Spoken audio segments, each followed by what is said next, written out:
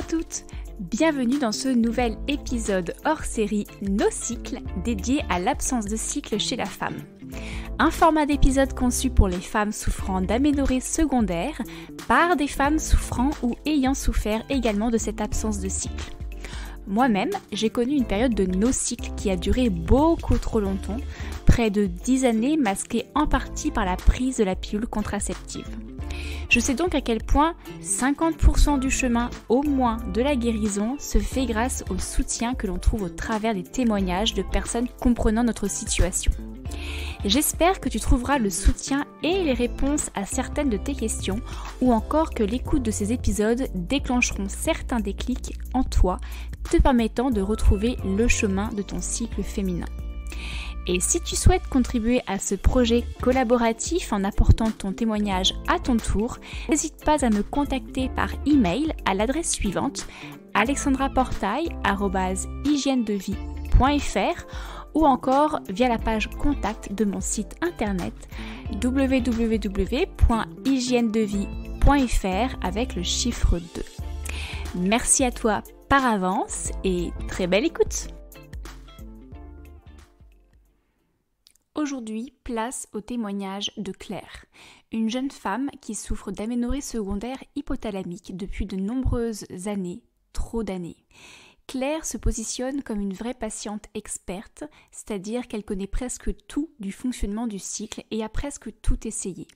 Et pourtant, elle nous délivre avec humilité et transparence son voyage à la reconquête de son cycle féminin. Belle écoute!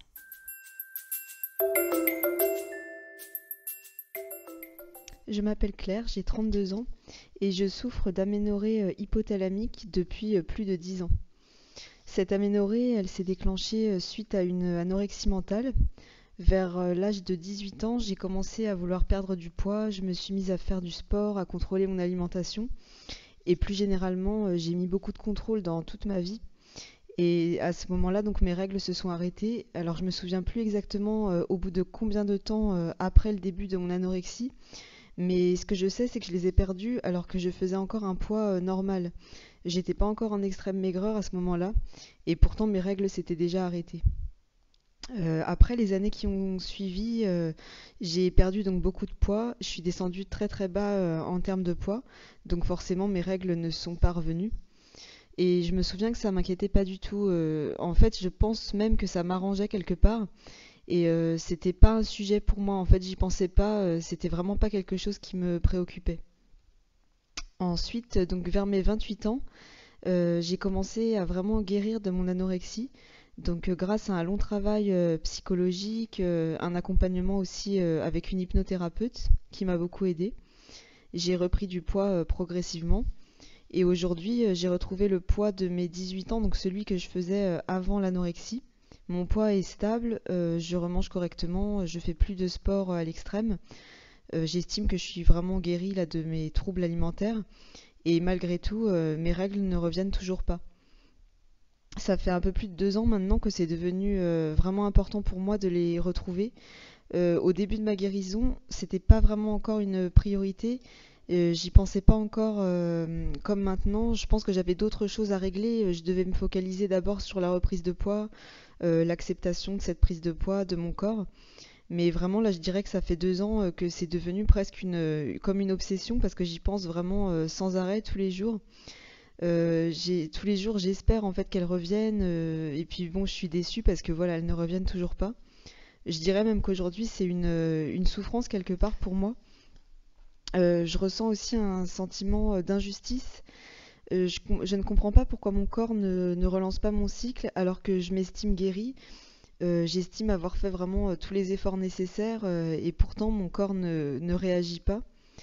J'éprouve aussi un sentiment de culpabilité assez souvent parce que si mes règles ne reviennent pas, je me dis que c'est sûrement de ma faute, c'est que je ne fais pas, il y a encore des choses que je ne fais pas correctement, il y a sûrement des choses encore dans mon mode de vie qui ne sont pas adaptées. Je dirais aussi que je suis inquiète pour ma santé parce que j'ai appris que l'aménorrhée avait un impact important sur la santé osseuse et cardiovasculaire. Et d'ailleurs, moi, j'ai déjà développé de l'ostéoporose. Donc ça, la question de la santé, c'est aussi quelque chose qui me préoccupe beaucoup. Et puis, je dirais que je ressens aussi un peu de honte. C'est un sujet dont j'ose pas parler vraiment publiquement autour de moi. Il y a quelques personnes de ma famille proche qui sont au courant, mais sinon, c'est vrai que c'est pas un sujet que je vais aborder avec des amis ou des collègues. C'est quelque chose dont j'ai assez honte. Et puis, je dirais aussi enfin que je ressens une forme de colère en fait envers les professionnels de santé. Pas vraiment de la colère, mais disons que je ne me sens pas vraiment accompagnée, pas comprise. J'ai remarqué que la plupart des professionnels ne connaissent pas bien ce sujet de l'aménorrhée hypothalamique et du coup je me sens un peu livrée à moi-même. En fait, ils ne cherchent pas à pousser les analyses plus loin, ils ne m'apportent pas vraiment l'aide et l'écoute dont j'aurais besoin. C'est moi en fait qui suis obligée de me renseigner de mon côté pour trouver des informations sur ce sujet. Alors, ce que j'ai mis en place pour essayer de guérir de cette aménorrhée, donc dans un premier temps, au niveau médical, j'ai consulté donc mon médecin traitant qui m'a redirigé vers une endocrinologue. Et avec cette endocrinologue, j'ai donc passé beaucoup de bilans sanguins pour vérifier en fait tous les paramètres sanguins. Donc elle m'a fait faire doser les hormones, donc les oestrogènes, la testostérone, la progestérone, les hormones aussi thyroïdiennes pour voir s'il n'y avait pas un dysfonctionnement de ce côté-là. Donc voilà, j'ai fait un bilan sanguin complet. Elle m'a fait faire aussi une IRM de l'hypophyse et puis une échographie ovarienne. Tout ça en fait pour éliminer une cause organique. C'est la première étape déjà parce que l'aménorrhée peut être due aussi à des causes médicales organiques.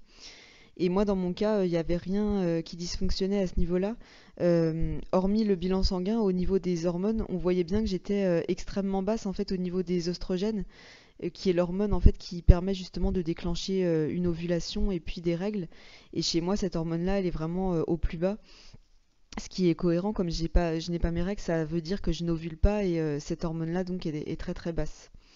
D'ailleurs, c'est ce qui m'a permis de comprendre que il fallait se focaliser plutôt sur l'ovulation en fait plutôt que sur les règles, même si les règles c'est le signe visible que notre corps fonctionne, qu'on a pu avoir une ovulation, mais il faut vraiment se focaliser en fait sur retrouver une ovulation avant de pouvoir avoir des règles. Alors ensuite donc j'ai parlé de ce suivi-là en endocrinologie. J'ai aussi consulté une naturopathe et là mon suivi se poursuit encore avec elle. Donc là, je dirais que c'était un suivi pour améliorer ma santé plus globalement, mais j'ai abordé le sujet de l'aménorrhée dès la première consultation et les conseils qu'elle me donne vont dans ce sens-là aussi. J'ai consulté aussi un ostéopathe. Donc là encore, c'était pour ma santé globale, c'est pas uniquement pour le sujet de l'aménorrhée, mais je lui en ai parlé et il m'a dit qu'on pouvait essayer quand même d'intervenir en ostéopathie à ce niveau-là, même si bien sûr il n'y aura pas de miracle, mais ça peut peut-être aider. Et puis sinon, moi, je me renseigne énormément sur le sujet.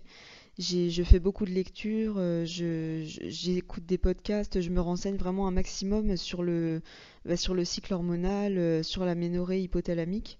Donc j'ai trouvé déjà beaucoup d'informations, moi, en me renseignant par moi-même. Et en fait, la conclusion que je tirerais de tout ça, c'est que si mes règles ne reviennent pas, c'est qu'il y a sûrement encore des choses qui ne vont pas dans mon mode de vie et qui empêchent mon corps de fonctionner normalement. Moi, j'estime que je suis guérie de l'anorexie, mais je pense quand même qu'il y a encore un certain contrôle dans ma vie. J'ai pas retrouvé tout à fait la sérénité que je pouvais avoir avant mes 18 ans, où j'étais beaucoup moins quelqu'un qui contrôlait sa vie. Et là, je pense que même si mon rapport à l'alimentation est redevenu normal, que je ne fais plus de sport à l'extrême, je suis quand même encore quelqu'un d'assez stressé, qui aime bien anticiper, contrôler, prévoir. Et je pense que je n'ai pas encore suffisamment lâché prise en fait, et que c'est peut-être pour ça que mes règles ne reviennent pas encore aujourd'hui. Je suis quelqu'un aussi qui fait encore beaucoup d'activités physiques. Alors c'est plus du tout une activité physique, une hyperactivité comme avant quand j'étais anorexique, où je courais énormément. Là aujourd'hui je ne fais plus du tout de sport cardio, mais c'est vrai que je marche encore presque tous les jours. J'aime bien aller me promener, marcher, et je fais encore dans la semaine quelques séances de musculation aussi. Donc je me dis que peut-être c'est encore trop pour mon corps cette activité physique. Donc on entend un peu tout et son contraire. Il y a des personnes qui disent qu'il faudrait arrêter toute activité physique pour retrouver un cycle hormonal. Et aussi d'autres personnes disent qu'on peut tout à fait retrouver des règles en maintenant quand même une activité physique adaptée. Donc peut-être que pour moi, cette activité physique que je continue aujourd'hui n'est pas adaptée justement, qu'il faudrait quand même que je réduise un peu. Donc là, c'est sur ce point-là peut-être que je devrais me focaliser pour que mes règles reviennent. Et je pense aussi qu'il y a une cause peut-être émotionnelle, psychologique, un blocage encore à ce niveau-là qui fait que mes règles ne reviennent pas. Donc pour ça d'ailleurs j'ai prévu d'aller consulter l'hypnothérapeute que je voyais à l'époque quand j'étais anorexique. J'ai repris rendez-vous avec elle pour essayer de travailler ce côté-là émotionnel, psychologique. Je pense que c'est un versant aussi à explorer puisque les règles sont aussi liées à la sphère psychologique, je dirais. Donc je pense que c'est un ensemble de choses. De toute façon, il n'y a pas que l'alimentation, l'activité, il faut prendre en compte le mode de vie en général. Et moi, je pense qu'il y a des choses dans mon mode de vie qui ne sont encore pas adaptées et qui ne permettent pas du coup à mon corps de relancer le cycle hormonal correctement. Et pour moi, ce serait vraiment une victoire si jamais j'arrive à retrouver mes règles. C'est que vraiment je me serais guérie complètement. Donc l'anorexie, comme je disais, je pense m'en être sortie. Mais